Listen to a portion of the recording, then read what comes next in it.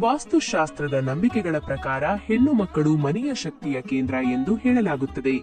ಅವರ ಮನಸ್ಥಿತಿ, ಅವರ ನಡೆ ಮನೆಯ ಶಾಂತಿ ಮತ್ತು ಸಮೃದ್ಧಿಗೆ ಸಂಬಂಧಿಸಿದೆ ಎನ್ನುವುದು ವಾಸ್ತು ನಂಬಿಕೆ. ಆ ಕಾರಣಕ್ಕಾಗಿ ಮಾಡಬಾರದು ಎನ್ನುವುದು ನಿಷೇಧ ಅಲ್ಲ, ಜಾಗೃತಿ. ಬೆಳಿಗ್ಗೆ ಹೆಚ್ಚು ಸಮಯ ಮಲಗಿಕೊಂಡಿರುವುದು. ವಾಸ್ತು ಪ್ರಕಾರ ಬೆಳಗಿನ ಸಮಯ ಹೊಸ ಶಕ್ತಿಯ ಆರಂಭ. ಆ ಸಮಯದಲ್ಲಿ ಎಚ್ಚರವಾಗಿರುವುದು ಮನೆಯ ಚೈತನ್ಯವನ್ನು ಜಾಗೃತಗೊಳಿಸುತ್ತದೆ ಎನ್ನಲಾಗುತ್ತದೆ. ನಿರಂತರವಾಗಿ ತಡವಾಗಿ ಎದ್ದರೆ ಮನೆಯಲ್ಲೂ ಆಲಸ್ಯ ಹೆಚ್ಚುತ್ತದೆ ಎನ್ನುವ ನಂಬಿಕೆ. ಬೆಳಗಿನ ಸಮಯವನ್ನು ಶಕ್ತಿ ಹೊತ್ತಿನ ಸಮಯ ಎಂದು ವಾಸ್ತು ಹೇಳುತ್ತದೆ. ಆ ಸಮಯದಲ್ಲಿ ಎಚ್ಚರವಾಗದಿದ್ದರೆ ಮನಸ್ಸಿನ ಚೈತನ್ಯ ಕುಗ್ಗುತ್ತದೆ, ಮನೆಯಲ್ಲೂ ನಿಧಾನತೆ ಹೆಚ್ಚುತ್ತದೆ. ಅಡುಗೆ ಮನೆ ಅಶುದ್ಧವಾಗಿರಲು ಬಿಡುವುದು. ಅಡುಗೆ ಮನೆ ಲಕ್ಷ್ಮಿಯ ಸ್ಥಾನ ಎಂದು ವಾಸ್ತು ಹೇಳುತ್ತದೆ. ಅಶುದ್ಧತೆ ಇದ್ದರೆ ಹಣಕಾಸಿನ ಅಡಚಣೆಗಳು ಬರುತ್ತವೆ ಎನ್ನುವ ನಂಬಿಕೆ ಇದೆ. ಸ್ವಚ್ಛ ಅಡುಗೆ ಮನೆ ಎಂದರೆ ಶುದ್ಧ ಶಕ್ತಿ. ಅಡುಗೆ ಮನೆಯಲ್ಲಿ ಲಕ್ಷ್ಮಿಯ ಸ್ಥಾನ. ಅಡುಗೆ ಗೃಹದಲ್ಲಿ ಕಸ, ಒಡೆದ ಪಾತ್ರೆಗಳು ಇದ್ದರೆ ಹಣದ ಹರಿವಿನಲ್ಲಿ ತೊಂದರೆ ಉಂಟಾಗಬಹುದು ಎಂಬ ನಂಬಿಕೆ. ಕೋಪ ಅಥವಾ ದುಃಖದಲ್ಲೇ ಅಡುಗೆ ಮಾಡುವುದು. ವಾಸ್ತು ಪ್ರಕಾರ ಆಹಾರದಲ್ಲಿ ತಯಾರಿಸುವವರ ಭಾವನೆಗಳು ಸೇರುತ್ತವೆ. ಕೋಪ, ದುಃಖದಲ್ಲಿ ಮಾಡಿದ ಆಹಾರ ಮನೆಯವರ ಮನಸ್ಸಿನ ಮೇಲೆ ಪ್ರಭಾವ ಬೀರುತ್ತದೆ ಎನ್ನಲಾಗುತ್ತದೆ. ಹೆಣ್ಣು ಮಕ್ಕಳ ಭಾವನೆಗಳು ಆಹಾರದೊಂದಿಗೆ ಸೇರಿದರೆ ಮನೆಯವರು ಆ ಭಾವನೆಗಳನ್ನು ಅನೈಚ್ಛಿಕವಾಗಿ ಅನುಭವಿಸಬಹುದು. ಅಡುಗೆ ಮಾಡುವಾಗ ಬೆನ್ನು ತಿರುಗಿರುವುದು. ಪೂರ್ವ ಅಥವಾ ಉತ್ತರ ಮುಖವಾಗಿ ಅಡುಗೆ ಮಾಡುವುದು ಉತ್ತಮ ಎಂದು ವಾಸ್ತು ಸಲಹೆ. ತಪ್ಪು ದಿಕ್ಕಿನಲ್ಲಿ ಅಡುಗೆ ಮಾಡಿದರೆ ಶಕ್ತಿ ಹರಿವಿಗೆ ಅಡ್ಡಿ ಎನ್ನುವ ನಂಬಿಕೆ. ಪೂರ್ವ ಅಥವಾ ಉತ್ತರ ಮುಖದಲ್ಲಿ ಅಡುಗೆ ಮಾಡುವುದರಿಂದ ಶಕ್ತಿ ಸರಿಯಾಗಿ ಹರಿಯುತ್ತದೆ.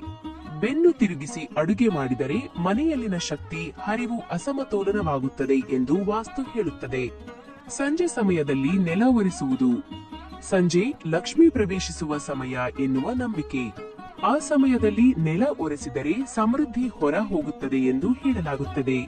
ಸಂಜೆ ಸಮಯ ಲಕ್ಷ್ಮಿ ಪ್ರವೇಶಿಸುವ ಕಾಲ. ಆ ಸಮಯದಲ್ಲಿ ನೆಲ ಒರೆಸಿದರೆ ಮನೆಯ ಶಕ್ತಿಯ ಹರಿವು ತೊಂದರೆಗೆ ಒಳಗಾಗುತ್ತದೆ. ರಾತ್ರಿ ಕೂದಲು ಅಥವಾ ಉಗುರು ಕತ್ತರಿಸುವುದು. ಇದು ವಾಸ್ತು ಮತ್ತು ಸಂಪ್ರದಾಯ ಎರಡರಲ್ಲೂ ಶಕ್ತಿ ನಷ್ಟಕ್ಕೆ ಕಾರಣವಾಗುತ್ತದೆ ಎನ್ನುವ ನಂಬಿಕೆ ಇದೆ. ರಾತ್ರಿ ಕೂದಲು ಅಥವಾ ಉಗುರು ಕತ್ತರಿಸುವುದು ಮುಂದಿನ ದಿನದ ಶಕ್ತಿ ಕಡಿಮೆಯಾಗುತ್ತದೆ ಎಂಬ ನಂಬಿಕೆ. ರಾತ್ರಿ ಪಾತ್ರೆಗಳನ್ನು ಅಶುದ್ಧವಾಗಿಯೇ ಬಿಟ್ಟು ಮಲಗುವುದು. ಪಾತ್ರೆಗಳ ಅಶುದ್ಧತೆ ದಾರಿದ್ರ್ಯ ಶಕ್ತಿಯನ್ನು ಆಕರ್ಷಿಸುತ್ತದೆ ಎಂದು ವಾಸ್ತು ಹೇಳುತ್ತದೆ. ಅಡುಗೆ ಮನೆಯ ಪಾತ್ರೆಗಳನ್ನು ಸ್ವಚ್ಛ ಮಾಡದೆ ಮಲಗಿದರೆ ಹಣಕಾಸಿನ ಹರಿವು ತೊಂದರೆಯಾಗುತ್ತದೆ ಎಂದು ನಂಬಿಕೆ. ಮನೆಯ ಮಧ್ಯಭಾಗವನ್ನು ತುಂಬಿಕೊಂಡು ಇಡುವುದು. ಬ್ರಹ್ಮಸ್ಥಾನ ಮನೆಯ ಹೃದಯ. ಅಲ್ಲಿ ಭಾರವಾದ ವಸ್ತುಗಳು ಇದ್ದರೆ ಶಕ್ತಿ ಸಂಚಾರಕ್ಕೆ ಅಡ್ಡಿಯಾಗುತ್ತದೆ ಎನ್ನಲಾಗುತ್ತದೆ. ಮಧ್ಯಭಾಗದಲ್ಲಿ ಲೇಪನ, ಬಟ್ಟೆ, ಕಸ ಇಡುವುದು ಮನೆಯ ಶಾಂತಿ ಕುಗ್ಗಬಹುದು. ಹಳೆಯ ಒಡೆದ ವಸ್ತುಗಳನ್ನು ಉಳಿಸಿಕೊಂಡಿರುವುದು. ಇವು ನಕಾರಾತ್ಮಕ ಶಕ್ತಿಯನ್ನು ಹಿಡಿದುಕೊಳ್ಳುತ್ತವೆ ಎನ್ನುವ ನಂಬಿಕೆ. ಬಿಡುವುದನ್ನು ಕಲಿಯುವುದು ಕೂಡ ವಾಸ್ತು. ಮನೆಯಲ್ಲಿನ ಒಡೆದ ಪ್ಲಾಸ್ಟಿಕ್, ಹಾಳಾದ ಬಟ್ಟೆಗಳು, ಬಳಸದ ಬಟ್ಟೆಗಳು ಶಕ್ತಿ ಹರಿವನ್ನು ತಡೆಗಟ್ಟಬಹುದು. ಪೂಜಾ ಸ್ಥಳವನ್ನು ನಿರ್ಲಕ್ಷಿಸುವುದು. ಪೂಜಾ ಸ್ಥಳ ಮನೆಯ ಆತ್ಮ. ಅಶುದ್ಧತೆ ಇದ್ದರೆ ಮನಸ್ಸಿನ ಶಾಂತಿಯೂ ಕುಗ್ಗುತ್ತದೆ ಎನ್ನಲಾಗುತ್ತದೆ.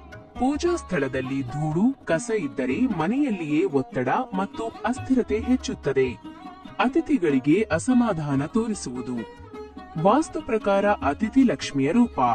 ಅವರನ್ನು ಅವಮಾನಿಸಿದರೆ ಅದೃಷ್ಟ ದೂರವಾಗುತ್ತದೆ ಎನ್ನುವ ನಂಬಿಕೆ. ಅವರ ಗೌರವವನ್ನು ನಿರ್ಲಕ್ಷಿಸುವುದು ಮನೆಯ ಒಳ್ಳೆಯ ಶಕ್ತಿಗೆ ಹಾನಿ ಮಾಡುತ್ತದೆ. ಅತಿಥಿಗೆ ಕೋಪ ತೋರಿಸಿದರೆ ಮನೆಯಲ್ಲಿನ ಶುಭ ಶಕ್ತಿ ಕಡಿಮೆಯಾಗುತ್ತದೆ. ಸದಾ ನಕಾರಾತ್ಮಕ ಮಾತು, ಗದರಾಟ. ಮನೆಯ ಮಾತುಗಳು ಶಕ್ತಿಯಾಗಿ ಉಳಿಯುತ್ತವೆ. ನಕಾರಾತ್ಮಕ ವಾತಾವರಣ ಮನೆಯ ಶಾಂತಿಯನ್ನು ಕುಗ್ಗಿಸುತ್ತದೆ. ಕಿರುಕುಳ ಅಥವಾ ಕೋಪದಿಂದ ಮಾತಾಡುವುದು ಮನೆಯ ಶಾಂತಿ ಕಮ್ಮಿ ಮಾಡುತ್ತದೆ. ಧಾನ್ಯ, ಉಪ್ಪು, ನೀರನ್ನು ಅಜಾಗರೂಕತೆಯಿಂದ ಸುರಿಸುವುದು. ಇವು ಸಮೃದ್ಧಿಯ ಸಂಕೇತಗಳು. ಅಜಾಗರೂಕತೆ ಹಣಕಾಸಿನ ಅಡಚಣೆ ಎನ್ನುವ ನಂಬಿಕೆ. ಧಾನ್ಯ, ಉಪ್ಪು, ನೀರು ಮನೆಗೆ ಸಮೃದ್ಧಿಯನ್ನು ತಂದಂತೆ ನಂಬಿಕೆ ಇದೆ. ಅಜಾಗರೂಕತೆಯಿಂದ ತ್ಯಜಿಸುವುದು ಹಣಕಾಸಿನ ಅಡಚಣೆ ಕೊಡುತ್ತದೆ. ಮನೆ ಪ್ರವೇಶದ ಬಳಿ ಕಸ ಅಥವಾ ಅಸ್ತವ್ಯಸ್ತತೆ. ಪ್ರವೇಶ ದ್ವಾರವೇ ಶಕ್ತಿಯ ದಾರಿ. ಅಲ್ಲಿ ಅಶುದ್ಧತೆ ಇದ್ದರೆ ಒಳಗೆ ಉತ್ತಮ ಶಕ್ತಿ ಬರದು ಎನ್ನಲಾಗುತ್ತದೆ. ಪ್ರವೇಶ ದ್ವಾರದ ಮುಂದೆ ಬಟ್ಟೆ, ಪೆಟ್ಟಿಗೆ, ಕಸ ಇದ್ದರೆ ಮನೆಯ ಒಳ್ಳೆಯ ಶಕ್ತಿ ತಡೆಗಡುತ್ತದೆ. ಸಂಜೆ ದೀಪ ಹಚ್ಚದೇ ಇರುವುದು. ಸಂಜೆಯ ದೀಪ ನಕಾರಾತ್ಮಕತೆಯನ್ನು ದೂರ ಮಾಡುತ್ತದೆ ಎಂದು ವಾಸ್ತು ಹೇಳುತ್ತದೆ. ಸಂಜೆಯ ದೀಪ ಮನೆಯಲ್ಲಿ ಶಕ್ತಿ ಹರಿವನ್ನು ಸುಧಾರಿಸುತ್ತದೆ. ಹಚ್ಚದಿದ್ದರೆ ನಕಾರಾತ್ಮಕ ಶಕ್ತಿ ಹೆಚ್ಚುತ್ತದೆ ಎನ್ನಲಾಗುತ್ತದೆ. ಸದಾ ಅಸಮಾಧಾನ, ಅಸಹನೆ ತೋರಿಸುವುದು. ವಾಸ್ತು ಪ್ರಕಾರ ಹೆಣ್ಣು ಮಕ್ಕಳು ಮನೆಯ ಶಕ್ತಿಯ ಕೇಂದ್ರ. ಅವರ ಮನಸ್ಥಿತಿ ಮನೆಯ ಮೇಲೆ ಪ್ರಭಾವ ಬೀರುತ್ತದೆ. ಅವರ ಅಸಮಾಧಾನದಿಂದ ಮನೆಯಲ್ಲಿಯೇ ಒತ್ತಡ, ಭಯ ಹೆಚ್ಚುತ್ತದೆ. ನೀರನ್ನು ವ್ಯರ್ಥವಾಗಿ ಬಳಸುವುದು. ನೀರು ಹಣದ ಹರಿವಿನ ಸಂಕೇತ. ನೀರಿನ ವ್ಯರ್ಥ ಹಣಕಾಸಿನ ಅಡಚಣೆ ಎಂದು ನಂಬಿಕೆ. ತಮ್ಮ ಶಾಂತಿಯನ್ನು ಸಂಪೂರ್ಣವಾಗಿ ಕಳೆದುಕೊಳ್ಳುವುದು. ಹೆಣ್ಣು ಮಕ್ಕಳ ಮನಸ್ಸಿನ ಶಾಂತಿಯೇ ಮನೆಯ ಶಾಂತಿ. ಅದು ಕಳೆದು ಹೋದರೆ ಮನೆಯಲ್ಲೂ ಅಸ್ಥಿರತೆ ಹೆಚ್ಚುತ್ತದೆ ಎನ್ನಲಾಗುತ್ತದೆ. ತಮ್ಮ ಜೀವನದಲ್ಲಿ ನಿರಂತರ ಒತ್ತಡ ಮತ್ತು ದುಃಖದಿಂದ ಮನಸ್ಸಿನ ಶಾಂತಿ ಕಳೆದುಕೊಂಡರೆ ಮನೆತನದ ಸಮೃದ್ಧಿಯು ಹಾನಿಗೊಳಗಾಗುತ್ತದೆ. ಹೆಚ್ಚಿನ ಮಾಹಿತಿಗಳಿಗಾಗಿ ನಮ್ಮ ಚಾನೆಲ್ ಅನ್ನು ಸಬ್ಸ್ಕ್ರೈಬ್ ಮಾಡಿಕೊಳ್ಳಿರಿ. ಶುಭವಾಗಲಿ. ಧನ್ಯವಾದಗಳು.